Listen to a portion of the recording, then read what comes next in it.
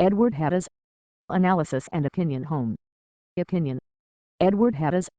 Follow Edward Elop and the Neo-Feudal Revolution. Edward Hadas.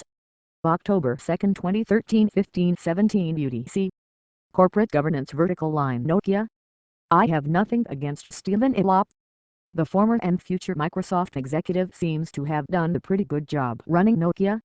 It's a little awkward that he was offered $7.3 million move from Microsoft to the Finnish phone maker and stands to receive $25.4 million rejoin his former employer. But the tech industry often has a slightly incestuous feeling, and there were plausible strategic arguments for both moves. Elop did what almost any senior American executive would have done, negotiated and renegotiated favorable contracts. However, Elop's packages are part of an outrageous system of executive remuneration. It features pointlessly complex arrangements, base salary, cash bonus, a small collection of share plans plus substantial payments for coming and going. The deals are rigged in the executive's favor. Elop obtained highly attractive last-minute alterations just before the sale of the phone business. And the numbers are all unjustly large, by any relevant standard. The announcement of Elop's terms was understandably met with widespread disgust. The same response is typical whenever executive pay comes up. Such an unpopular system could be changed quite easily. Just pass a few laws or enact a few regulations. The wish list is quite simple. Ban deferred pay and bonuses for people with very high salaries, and impose a ratio capping the highest pay at no more than 15, 20 or 40 times the average. These changes should be easy to enact. After all, the more straightforward and less generous remuneration regime would be politically popular. The affected executives and some free market purists would be opposed, but most economists should be strongly in favor, since bosses who were less distracted by pay negotiations and less interested in short-term share price moves would be more effective. Continue reading. America says it has got poorer. That's rich. Edward Hadas. September 25, 2013 14:45 UTC. Economics Vertical Line GDP Vertical Line United States.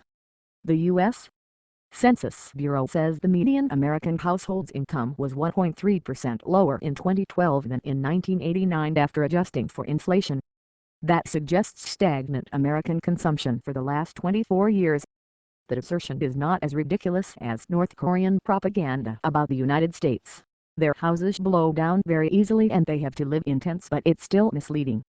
To start, the country is currently enjoying the fruits of major technological advances in electronics. In 1989, there were almost no mobile phones. Today, more than 90% of American adults have one, according to the Pew Internet and American Life Project, and more than half of those phones count as smart.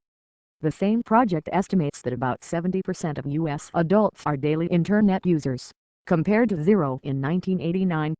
Considering the increased consumption of electronic goods, a typical American household could only be poorer now than then if there were matching declines in the consumption of other goods and services. But none of the statistics I could find shows this. On the contrary. Continue reading. Has quantitative easing worked? Edward Hadas. September 4, 2013 15:05 UTC. Central Bank's Vertical Line Policy Vertical Line Quantitative Easing. It is nearly 5 years since the U.S. Federal Reserve slid into quantitative easing, the deployment of artificially created money into the bond market. QE and a prolonged period of near-zero interest rates have been the highlights of post-crisis monetary policy. That era is far from over, but it has lasted long enough for a preliminary judgment of monetary policy, especially as the Federal says it is now preparing to taper its bond purchases. My verdict: QE could have been worse, and it should have been better. We know that policymakers might have done a worse job, because that is what they did in 1929, the last time a cross-border credit boom ended in a cross-border credit bust.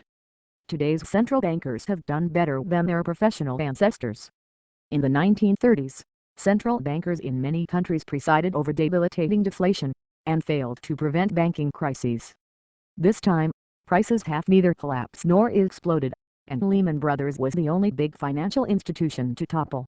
While monetary policy helped stabilize economic and financial conditions, government bank rescues, large fiscal deficits and the automatic benefits of welfare states all played more important roles. The central bank's support of weak institutions, and,